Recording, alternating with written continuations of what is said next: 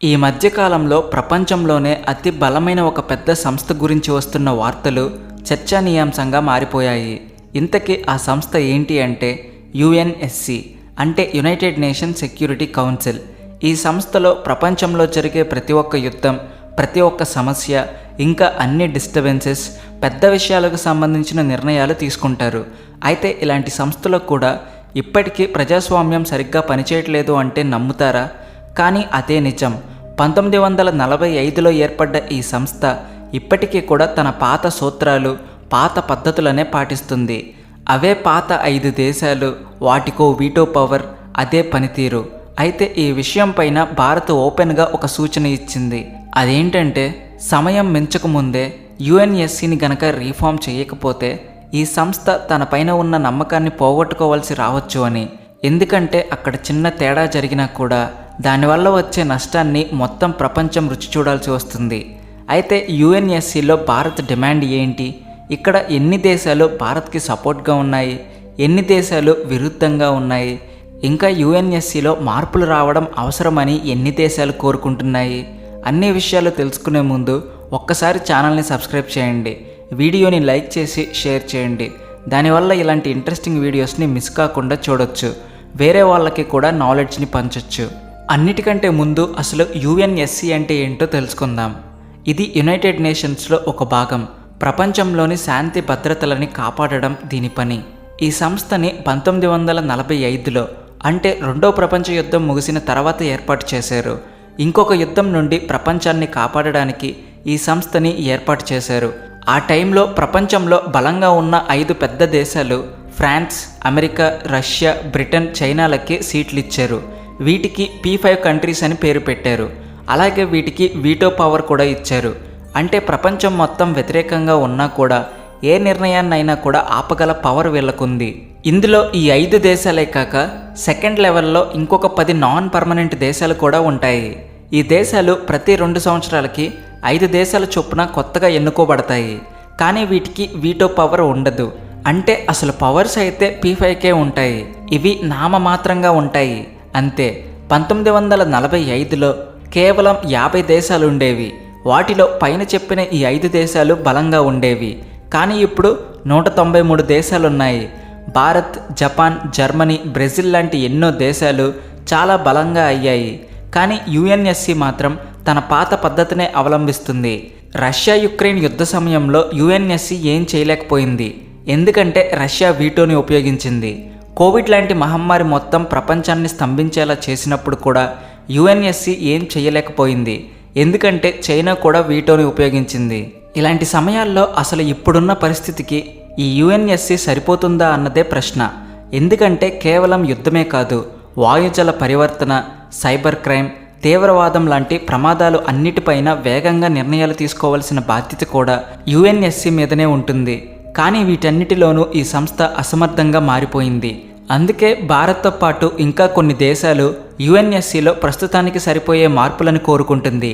ఇంకా ఏ విషయంలోనైనా మార్పు రావాలి అంటే దానికి సంబంధించిన డిమాండ్ రావాల్సిందే.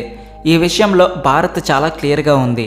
అన్ని దేశాలని ఒకేలాగా చూసేలాగా యుఎన్ఎస్సిని మార్చాలి అంటే భారత్ మొదటి డిమాండ్ పర్మనెంట్ సీట్ల సంఖ్య పెంచాలి. 5గా ఉన్న వీటిని 11గా మార్చాలి. అలాగే 10గా ఉన్న నాన్ పర్మనెంట్ సీట్లని 15గా మార్చాలి. ఇంకా భారత్ ప్రకారం వీటో పవర్ అన్నది ఒకే క్షేత్రానికి పరిమితం కాకూడదు. కాబట్టి 2 ఆఫ్రికా నుండి, ఇంకొక 2 ఏషియా నుండి, ఇంకొకటి లాటిన్ అమెరికా నుండి, మరొకటి పశ్చిమ యూరోప్ నుండి, ఇలా అన్ని ప్రాంతాల నుండి ఈ పనికి క్యాపబుల్ ఉన్న దేశాన్ని ఎంచుకుని సీట్ ఇచ్చి వాటికి వీటో పవర్ ఇవ్వాలి అన్నది భారత్ ముఖ్య ఉద్దేశం. ఎందుకంటే వీటో పవర్ ఉన్న పెద్ద దేశాలు మిగతా దేశాల మీద పెత్తనం చలాయిస్తున్నాయి. ఒకవేళ అన్ని ప్రాంతాలకి వీటో పవర్ ఉంటే అది జరగకుండా ఉంటుంది. కేవలం నాన్ పర్మనెంట్ సీట్లని పెంచితే అది చెప్పుకోవడానికి తప్ప ఏం యూజ్ ఉండదు. ఇక్కడ భారత్ తన గర్వాన్ని చూపించడం కాదు, ఇతర ప్రాంతాల సంక్షేమాన్ని కూడా కోరుకుంటుంది. అంటే ఫర్ ఎగ్జాంపుల్ యూరోప్లో చాలా దేశాలు ఉన్నాయి, కానీ దానికి యుఎన్ఎస్సిలో ఎలాంటి పర్మనెంట్ స్థానం లేదు. అప్పుడు దానికి న్యాయం ఎలా జరుగుతుంది? ఇందులో మార్పులు చేయడం చాలా అవసరం అన్నది భారత్ వాదన. అయితే ఇక్కడ ఈ విషయాన్ని ఎన్ని దేశాలు సమర్థిస్తున్నాయి, ఎన్ని వ్యతిరేకిస్తున్నాయి అన్నది ప్రశ్న. ఇక్కడ మంచి విషయం ఏమిటంటే భారత్కి ఈ విషయంలో మంచి ఓపెన్ సపోర్ట్ దొరుకుతుంది. G4 కంట్రీస్, ఇందులో జర్మనీ, జపాన్, బ్రెజిల్, భారత్ ఒక గ్రూప్గా ఉండి స్థాయి సీట్ల గురించి ఒకరికొకరు మద్దతుగా ఉన్నారు. తర్వాత ఆఫ్రికన్ కంట్రీస్, ఎందుకంటే భారత్ G20లో ఆఫ్రికాని భాగంగా చేసి ఆఫ్రికా నమ్మకాన్ని పొందింది. ఇంతేకాకుండా అమెరికా, ఫ్రాన్స్, బ్రిటన్ వంటి దేశాలు చాలాసార్లు భారత్కి పర్మనెంట్ సీటు ఇవ్వాలని ప్రస్తావించాయి. ఇంకా మాల్దీవ్స్, భూటాన్ వంటి చిన్న దేశాల విషయానికి వస్తే ఈ దేశాలు ముందు నుండే భారత్ని సమర్థిస్తూ వస్తున్నాయి. ఇప్పుడు స్లోవాకియా కూడా భారత్కి పర్మనెంట్ సీటు ఇవ్వడం గురించి ఓపెన్గానే మాట్లాడుతూ సపోర్ట్ చేస్తుంది.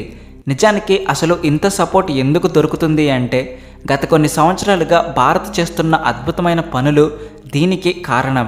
కోవిడ్లో భారత్ వ్యాక్సిన్ని తయారు చేసి 100 దేశాల కంటే ఎక్కువ దేశాలకి వ్యాక్సిన్ని అందించింది. భూకంపాలు, వరదలు వంటి విపత్కర పరిస్థితుల్లో కూడా భారత్ వేరే దేశాలకు మద్దతు ఇచ్చి మొత్తం ప్రపంచం హృదయాన్ని గెలుచుకుంది. ఈ కారణంగానే దాదాపు 50కి పైగా దేశాలు పర్మనెంట్ సీటు విషయంలో భారత్కి మద్దతుగా నిలుస్తున్నాయి. కానీ ఏ విషయంలో అయినా సరే అడ్డంకులు రాకుండా ఉండవు కదా. అదేవిధంగా భారత్ని స్ట్రాంగ్గా అపోజ్ చేస్తున్న సంస్థ కోఫీ క్లబ్, అదే యునైటెడ్ ఫర్ కన్సెన్సస్. ఇందులో ఇటలీ, మెక్సికో, పాకిస్తాన్ వంటి దేశాలు ఉన్నాయి. ఈ సంస్థ ఏమంటుందంటే పర్మనెంట్ సీట్లని పెంచాల్సిన అవసరం ఏం లేదు, నాన్ పర్మనెంట్ దేశాల కోసం కేవలం ఒక కొత్త కేటగిరీని ఏర్పాటు చేసి లాంగ్ డ్యూరేషన్ వరకు దాన్నే కంటిన్యూ చేస్తే సరిపోతుంది. వీటో పవర్ మాత్రం ముందున్న ఆ 5 దేశాలకే ఉండాలి అన్నది ఈ సంస్థ వాదన. 50కి పైగా దేశాలు మద్దతిస్తున్న ఈ టైంలో చైనా ఒబసర్వర్గా ఈ మీటింగ్స్కి హాజరవుతుంది. అంటే తెర వెనక ఈ కథంతా చైనానే నడుపుతుంది. ఇంకా భారత్తో చైనా విరుద్ధత కొత్త విషయమేం కాదు. భారత్కి పవర్స్ పెరిగే కొద్దీ చైనా బలహీనమవుతుందన్నది చైనా బాగా నమ్ముతున్న విషయం. భారత్ అంతర్జాతీయంగా గ్లోబల్ సౌత్ అన్న మాటని బాగా బలోపేతం చేసింది. దీనివల్ల చైనా యొక్క బెల్ట్ అండ్ రోడ్డు వంటి ఆలోచనలకి సవాల్ ఎదురవుతుంది. అయితే ఇక్కడ భారత్ మాత్రం తన ఆలోచనలని క్లియర్గా బయటపెడుతుంది. ఒకవేళ నాన్ పర్మనెంట్ సీట్లని మాత్రమే పెంచితే ఈ మార్పు వల్ల యుఎన్ఎస్సి ఇంకాస్త బలహీనమవుతుంది తప్ప ఉపయోగం ఏమీ లేదు. అంటే పునరుద్ధరణలు జరిగితే అవి ఉపయోగకరంగా ఉండాలి కదా అన్నది దీని ఉద్దేశం. 2015లో ఒక దస్తావేజ్లో చాలా దేశాలు సీటు పెంపు గురించి మాట్లాడాయి. కానీ మార్పులు ఎలా జరుగుతాయి అంటే దీనికి సంబంధించిన మార్పులు యునైటెడ్ నేషన్స్ జనరల్ అసెంబ్లీలో జరుగుతాయి. ఇక్కడ 193 దేశాలు ఓట్ చేస్తాయి. ఏ దేశానికైనా పర్మనెంట్ సీట్ రావాలి అంటే 123 దేశాల ఓట్లు రావాలి. అందుకే భారత్ యుద్ధనీతిని అనుసరించి ప్రతి చిన్న దేశంతో తన స్నేహాన్ని పెంచుకుంటుంది. అంటే మాల్దీవ్స్ వంటి దేశాల కోసం సముద్ర రక్షణ, ఇంకా పర్యావరణ రక్షణ కోసం పనిచేసింది. ఈ ఓట్లు కూడా పెద్ద దేశాల ఓట్లకి సమానమే కదా. ప్రతి ఒక్క చిన్న పెద్ద దేశానికి సమానమైన గౌరవాన్ని ఇవ్వడమే భారత్కి అసలైన బలంగా చెప్పుకోవచ్చు. యుఎన్ఎస్సిలో మార్పులు చేయకపోతే ప్రపంచ దేశాలు తమదైన దారులను ఎన్నుకోవాల్సి వస్తుంది.